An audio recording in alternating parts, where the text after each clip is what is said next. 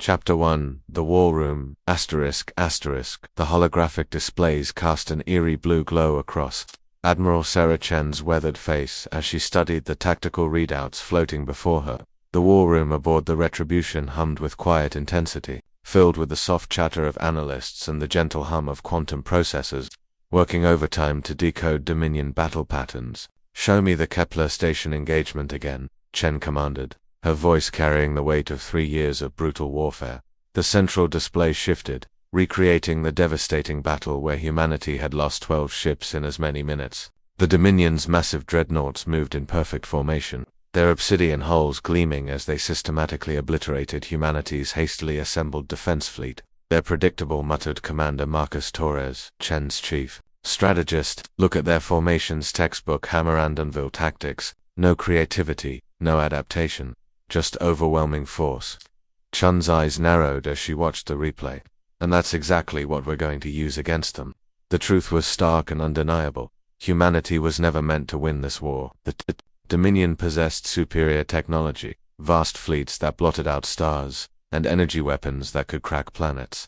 But as Chen stared at the tactical displays showing their recent victories at Proxima and Vega Prime, she felt something. The Dominion had never expected humanity to develop hope. Humanity was never meant to win this war, she whispered to herself. The Dominion had the power, the technology, and the numbers. But one thing they didn't expect was the evolution of humanity's tactics. A war fought with brains as much as brawn. ****. Chapter 2 The Dominion's Iron Fist ****. 3 years earlier the first battle of the war had been a massacre. Admiral Chen, then just a captain, had watched helplessly as the Dominion's first fleet emerged from hyperspace above Earth's lunar colonies. Their ships were monolithic kilometer-long behemoths that moved with the inevitability of avalanche. The lead vessel, a ship the size of Manhattan, had opened fire without warning or negotiation.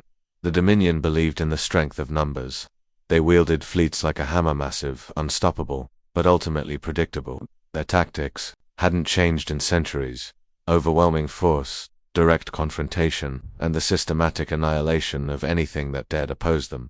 Captain Chen had commanded the frigate Defiance in that first engagement, watching in horror as Dominion plasma cannons turned her sister ships into expanding clouds of superheated gas. The enemy moved in perfect wedge formations, their shields shimmering like soap bubbles around their massive hulls. They didn't dodge, didn't weave, they simply absorbed humanity's desperate attacks and returned fire with devastating precision. All ships, concentrate fire on the lead vessel. Admiral Morrison had ordered over the come, his voice already tinged with desperation. It was like trying to stop a tsunami with a garden hose.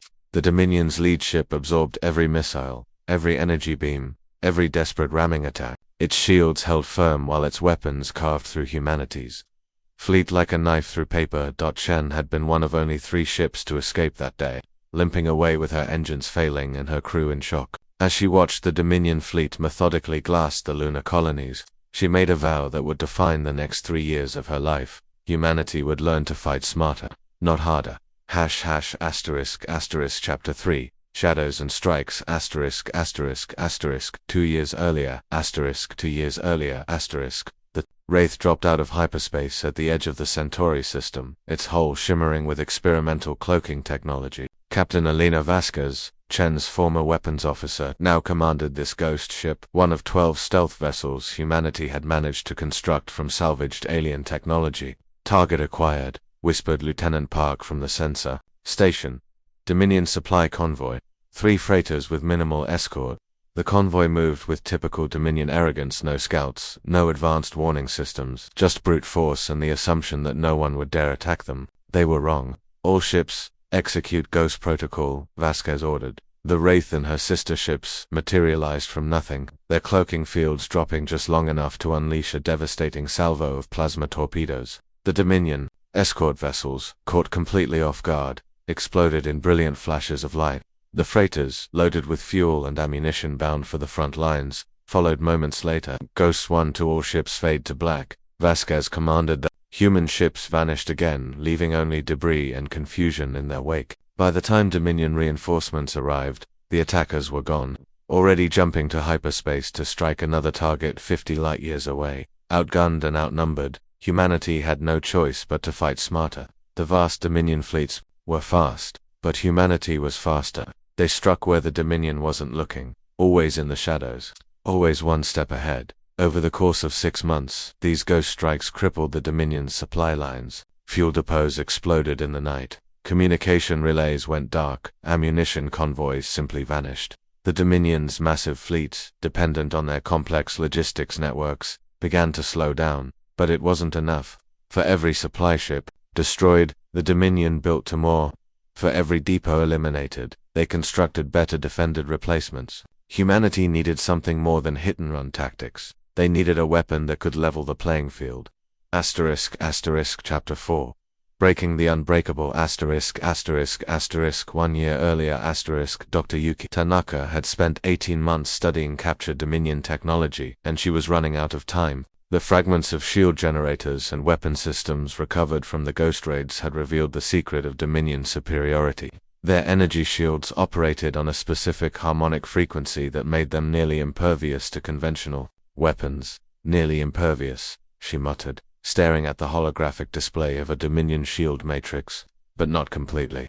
The breakthrough came at 03 for 7 hours on a Tuesday, when Tanaka's exhausted team discovered that the Dominion shields had a fatal flaw. They were designed to absorb and dissipate energy attacks, but they couldn't handle rapidly fluctuating frequencies. A weapon that could shift its energy signature faster than the shields could adapt would punch through their defenses like they weren't there. Admiral Tanaka's excited voice crackled over the Commander Chen's flagship. "We've got it. The energy disruptor array is ready for testing."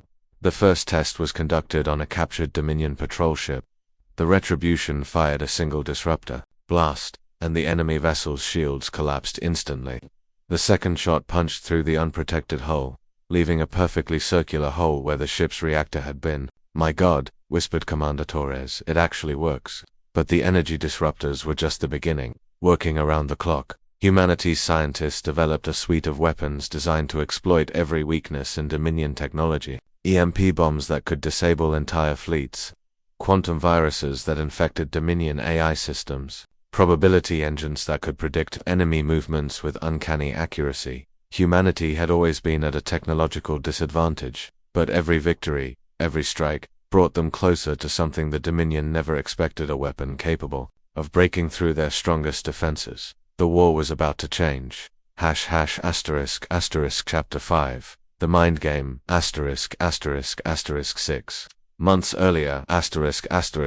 The Dominion fleet commander stood 8 feet tall, his crystalline exoskeleton gleaming under the bridge lights of the massive dreadnought Eternal Dominion. High Commander Zephyros had never lost a battle in his 2-century career, and he wasn't about to start now. "The human fleet is retreating toward the Vega system," reported his tactical officer. "They appear to be abandoning their colonies."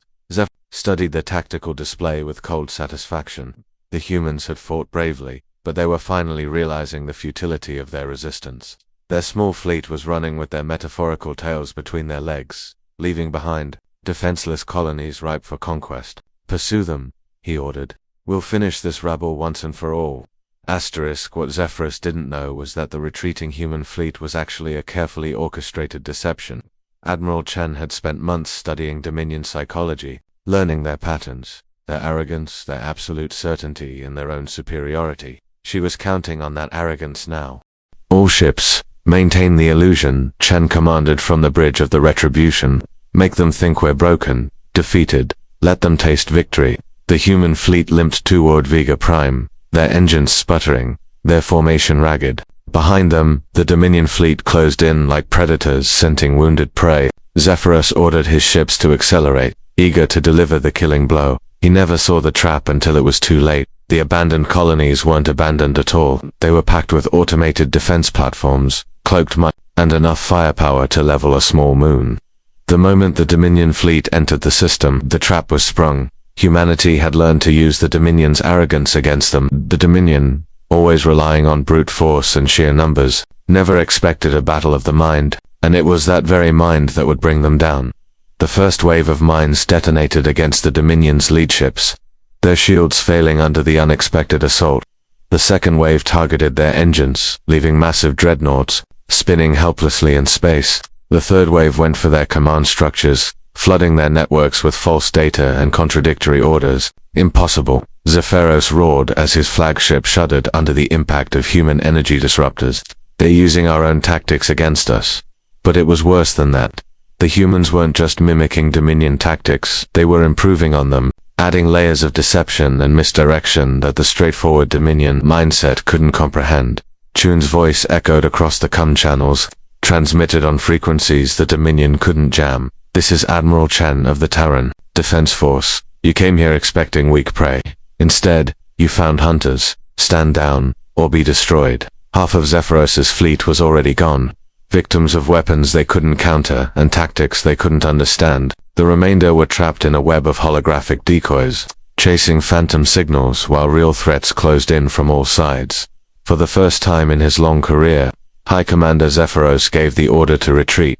******************************************************* The final. Evolution, present day ****. The Dominion's last fleet hung in space like a dying star.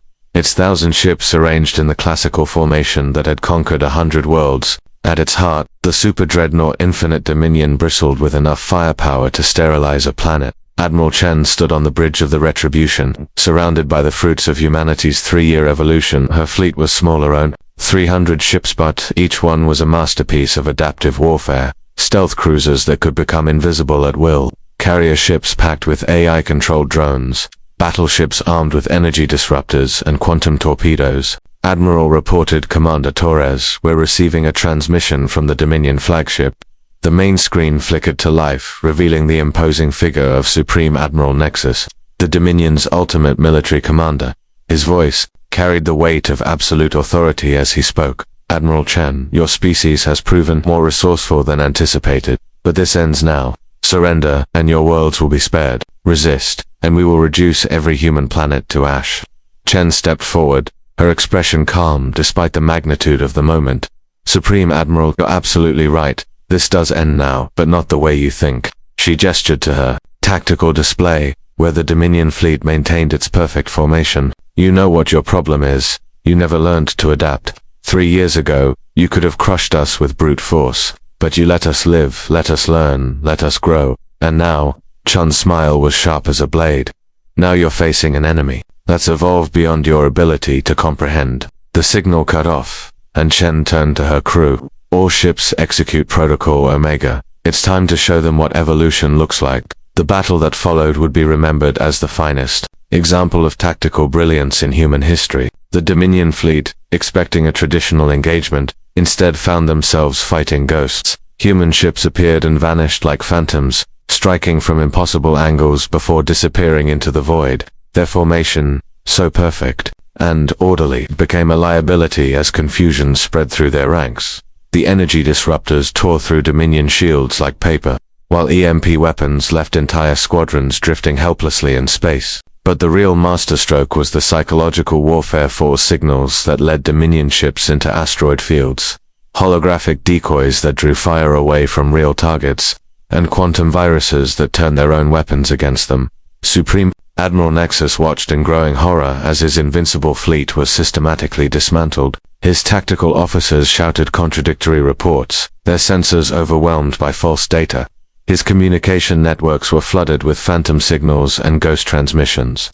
"It's impossible," he raged. "They're using our own strategies against us." But it was more than that. The humans weren't just countering Dominion tactics, they were predicting them, manipulating them, turning the Dominion's greatest strength into their greatest weakness. Every assault was anticipated, every formation countered, every strategy unraveled before it could be implemented. The Infinite Dominion shuddered as Chen's flagship emerged from cloak directly above it, energy disruptors charging for a killing blow. On the bridge of the Retribution, Chen watched the last great ship of the Dominion fleet prepare to meet its fate. After years of evolution, she said quietly, humanity had finally outwitted the Dominion. Every trick, every tactic, every strategy had been honed to perfection. The Dominion, with all their strength, could do nothing but watch as they were outsmarted and outmaneuvered at every turn. The final blast lit up the darkness of space, and the age of Dominion rule came to an end. Epilogue. The New Dawn 1 month later Admiral Chen stood in the observation deck of the rebuilt lunar station, watching as human ships patrolled the space lanes that had once belonged to the Dominion. The war was over, but the lessons learned in those 3 brutal years would echo through the centuries. Admiral Commander Torres approached, carrying a data pad.